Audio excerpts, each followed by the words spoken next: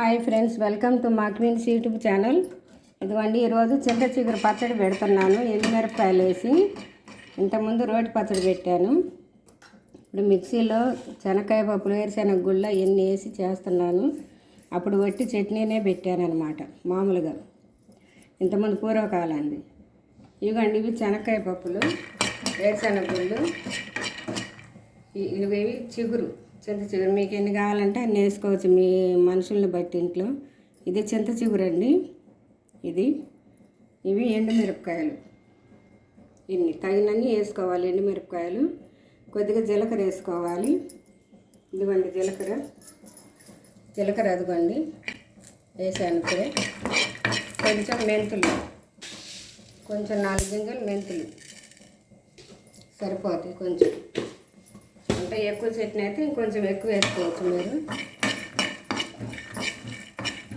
చట్నీ బాగుంటుందండి. ఇది కూడా వేరుశెనగ గుళ్ళు ఇవన్నీ వేసి చేసుకుంటే బాగుంటుంది. ఇవ్వండి, నువ్వులు కూడా వేస్తున్నాను కొంచెం. ఇప్పుడు వేగిని కొంచెం 2 నిమిషాల నుంచి తీసేసి ఇప్పుడు ఈ చట్నీ చేసుకోవాలి.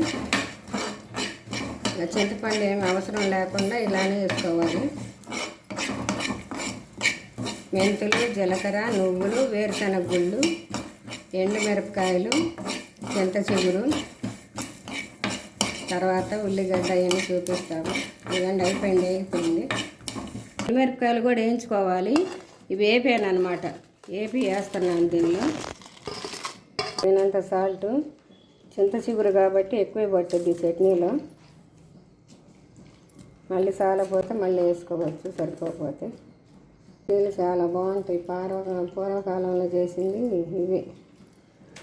వట్టి చింతకాయ తొక్కు కూడా ముడితో వేసుకొని కూడా తింటారు.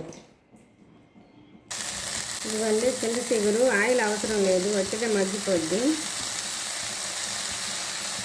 పుల్లలు ఉన్నాయేం కాదు, మిక్సీకి మగ్గిపోతుంది. లేత పుల్లలు. మీరు కావాలంటే ఆయిల్ వేసుకోవచ్చు, ఎందుకంటే మళ్ళీ తాలింపు వేస్తాం కదా, ఇంకా అవసరం లేదు. ఇదే మగ్గిపోయింది. ఒక 2 నిమిషాలు ఉంటే మగ్గిపోద్ది. అయిపోయింది. ఆయిల్ అని మళ్ళీ తాలింపు వేస్తాం కదా, ఇంకా ఆయిల్ అవసరం లేదని చెప్పి వేయలేదు. వేసుకుంటే మీరు ఆయిల్ వేసుకొని అయినా మగ్గబెట్టుకోవచ్చు. చాలా బాగుంటుంది చట్నీ. అచ్చం చింత చిగురు, ఉల్లిపాయ, ఎల్లిపాయ వేసుకొని, ఎండుమిరపకాయలు వేసుకొని చేసుకోవచ్చు. ఇట్లానే చేసుకోవచ్చు. ఇదిగోండి, మిక్సీకి వేస్తున్నాను అన్నీ.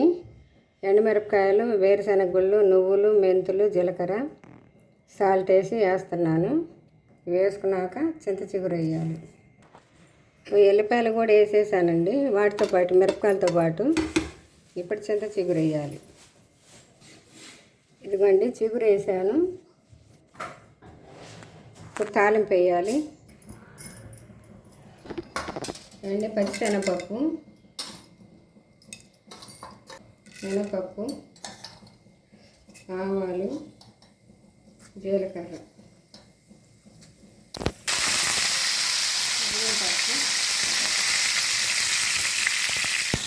కొంచెం ఇంగు వేసుకోండి, ఎందుకంటే టేస్ట్ ఉంటుంది, గ్యాస్ ఫామ్ కాకుండా ఉంటుంది అన్నమాట.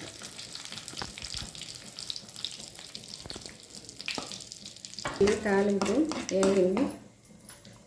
ఉల్లిపాయలు పచ్చి వేస్తానండి నేను, ఎందుకంటే పచ్చి అయితే బాగుంటుంది పచ్చడికి. మగ్గితే టేస్ట్ తేడా ఉంటుంది.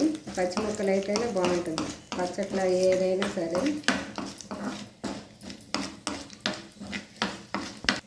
పోయినసారి వీడియోలో ఎండుది చింత చిగురు పప్పు పెట్టానండి, కోయదొట్టు కూర. ఈసారి చింత చిగురు దొరుకుతుంది, మేము కోసుకొచ్చుకున్నాము. అదే ఈ చట్నీ చేసేది. ఈసారి కోయదొట్టు కూర పచ్చిది చింత చిగురు వేసి పెడతాను వీడియో.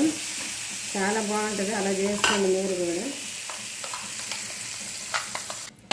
ఇవ్వండి, అయిపోయింది. ఉల్లిపాయ ముక్కలు వేస్తున్నాను పచ్చి. ఇవ్వండి, అయిపోయింది. ఉల్లిపాయ ముక్కలు పచ్చి వేసాను. ఇవ్వండి, ఇది